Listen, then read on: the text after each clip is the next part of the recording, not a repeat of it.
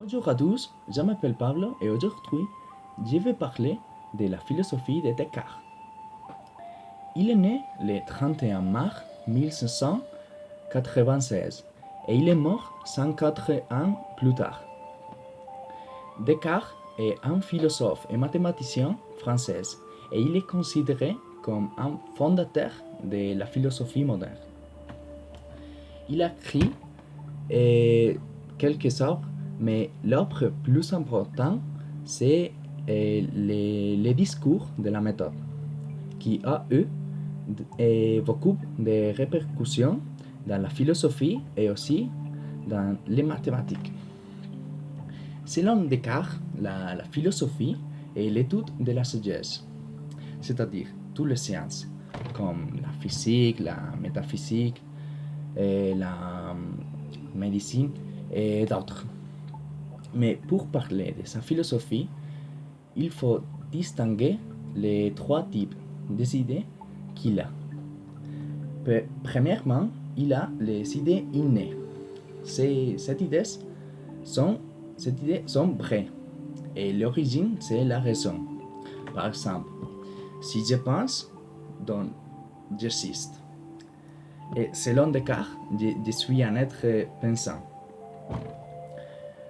Dans un autre côté, on a les idées adventives qui sont peu fiables et l'origine, c'est l'expérience.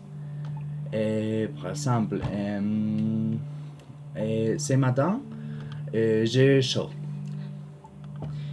Et finalement, on a les idées qui sont confuses, qui sont erronées et provoquées par l'imagination. Par exemple, Danny réussit une dissertation. Ce sont des choses qui sont impossibles. D'accord. Après cela, nous avons les doutes méthodiques de Descartes, c'est-à-dire de rien accepter les choses qui sont évidentes. Et c'est-à-dire, nous devons douter de tout, de sorte qu'une fois que nous avons démontré que quelque chose est vrai, dans ce moment, on peut être sûr que nous connaissons la vérité. Mais pourquoi il commence à douter de tout? Il commence parce que Galiléo, dans ces années, il dit que l'univers n'est pas autour de la Terre. C'est-à-dire, le centre de l'univers n'est pas la Terre, c'est le Soleil. Cela, c'est l'héliocentrisme. Mais Galiléo est rejeté par l'Église parce que c'est une très grande contradiction. Mais pour parler de la philosophie, on doit parler du dualisme cartésien, qu'il s'agit d'une division entre la substance finie et l'infini, pour expliquer la réalité, c'est-à-dire l'univers, c'est toutes les choses qui sont autour de nous. D'accord. Premièrement, la substance finie, c'est Dieu, c'est le créateur. Il est éternel, tout-puissant et aussi omniscient. Après, nous avons la substance finie, qui est divisée dans l'âme et le corps. L'âme est immortelle, cependant, le corps et nous trompons parce qu'il nous montre un monde qui n'est pas réel. Et l'âme et le corps, ils sont indépendants.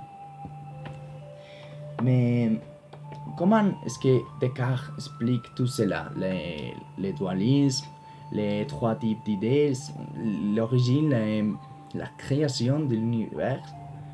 Il l'explique avec l'existence de Dieu. Selon lui, il nous garantit la connaissance, car si Dieu existe, l'homme peut avoir une vraie connaissance du monde.